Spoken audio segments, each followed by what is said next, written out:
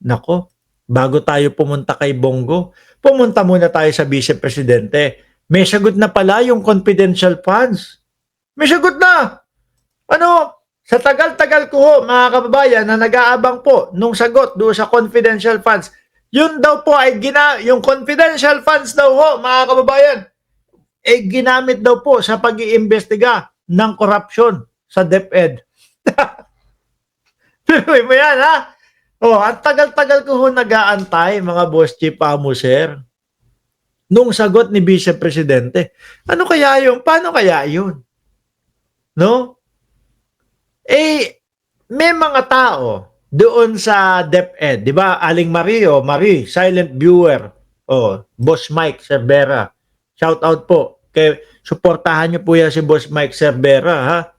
Eh, baka sabihin na naman, hindi ko pinopromote yung kanyang channel dito sa atin channel.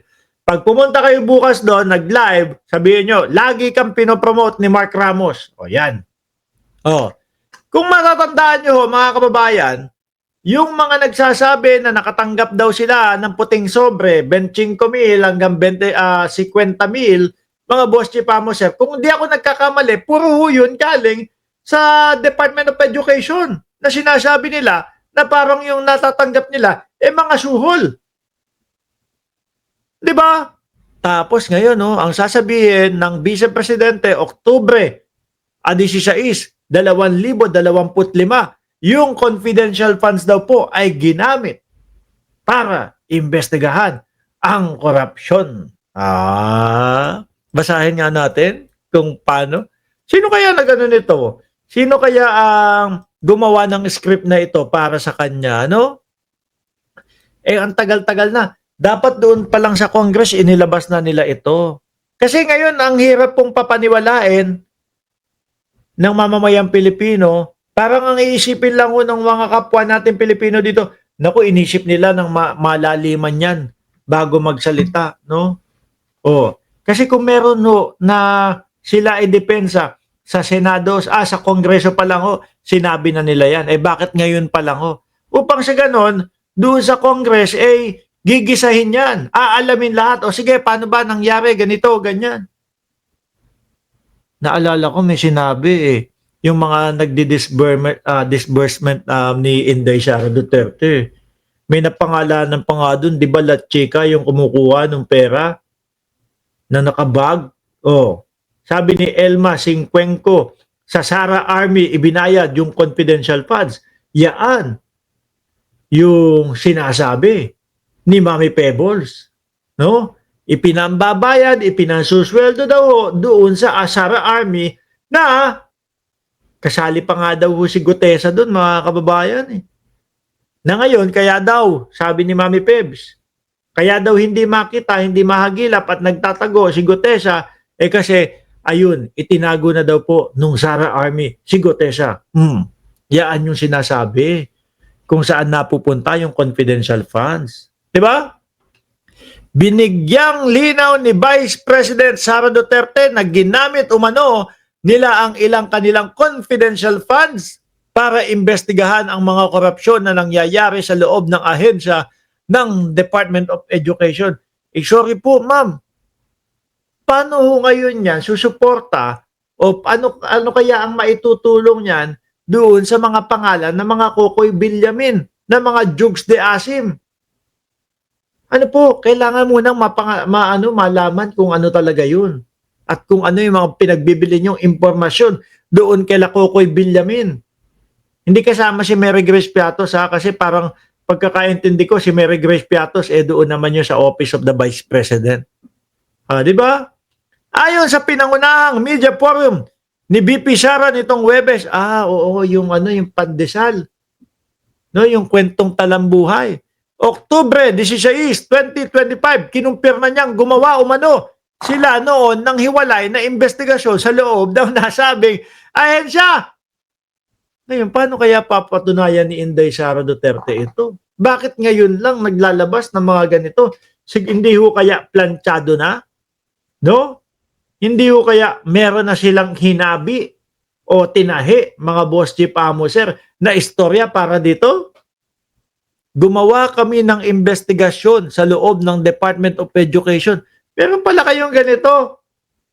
Tagal-tagal hinahantay ng mamamayang Pilipino. No? Tagal-tagal hinihintay ng mamamayang Pilipino kung ano yung kanilang dahilan. Tapos ganun.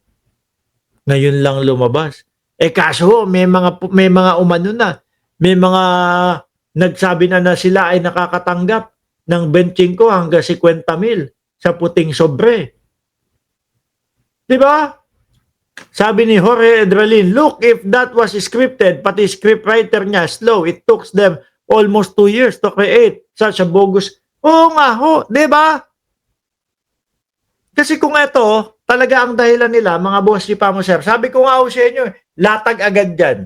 Sa lahat ng mga naging interview nila, sa lahat ng mga press conference nila, hindi ho lalabas yung mga pugot-pugot ulo sa presidente. Hindi ho lalabas yung mga hukay-hukay bangkay sa dating presidente. Ito agad yung sasabihin nila. Ito agad yung, yung hinahanap nyo sa aming confidential funds doon sa DepEd. Pinambayad namin ng mga impormasyon dahil nag-iimbestiga kami sa corruption. Pero hindi. Ang hirap ng papaniwalain ng mamamayang Pilipino na ito yung dahilan. Di po ba? Dahil napakatagal na panahon ho. Siguro, ang basa ko dito, oops! Ready na. Kompleto na yung script. No? Mukhang kapani-paniwala na. O sige, ngayon, ilabas na natin. Magpa-press conference tayo doon sa pandesal-pandesalan. No? Magkwento ka ng puro tanang buhay mo. O tapos ibanat mo bigla yung confidential funds. Ginamit doon sa doon sa pag-iimbestiga. Mahirap naman paniwalaan. No? Kaya, naku meron hong mga nagsusulong patungkol ho doon sa impeachment ng Vice Presidente. Oho, may mga nagsusulong na buksan, kalkalin, ilabas ulit, hugutin sa pagka-archive yung impeachment ng Vice Presidente. Di ba? Sabi ni Muhaymin, ayunan, binibilog lang ang ulo natin. Tandaan nyo, Marcos Sara, magkumustahan. Ano yun?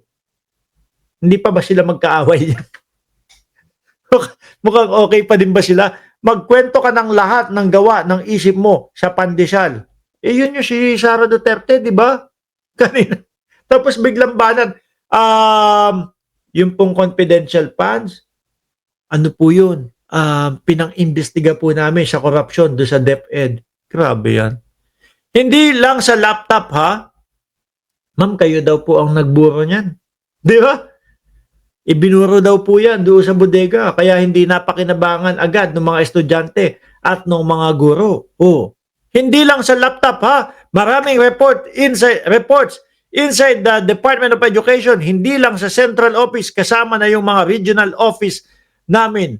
Isa sa mga investigasahan ay yung laptop. Ang ginawa doon ay is nag-request ng fraud audit sa Commission on Audit. Dagdag pa ng bisya daw, Sara, kasabay umano iyon ng pagsasagawa nila ng nasabing investigasyon sa loob ng ahensya. Tapos kami sa loob ng Department of Education, gumawa rin kami ng sarili naming investigasyon para kung anuman yung maaksyonan namin sa loob ng DepEd ay maaksyonan na kaagad namin. Unfortunately, yung procurement ng laptop hindi siya nangyari sa loob ng DepEd, no? Nangyari siya sa Department of Budget and Management, DBM ang sinisisi. So, hindi pumasok lahat ng procurement documents sa DepEd. So, ang pinaka nagawa lang namin doon sa loob ng DepEd is mag-blacklist. Pero, madam, bakit hindi nyo agad inilabas to? Baka kung dati-dati pa lang po yung mga unang mga pagtatanong sa inyo kung saan napunta ang confidential funds at doon sa mga hearing sinabi nyo na agad to, baka maniwala pa kami. Kaso 2 taon na nga ho. Sabi nga ho nang nagkomento kanina, parang napakahaba ng panahon bago nila ilabas ito. Parang napakahaba ng panahon bago sila makahabi, makagawa, makapagtahi ng mga ganitong dahilan nila.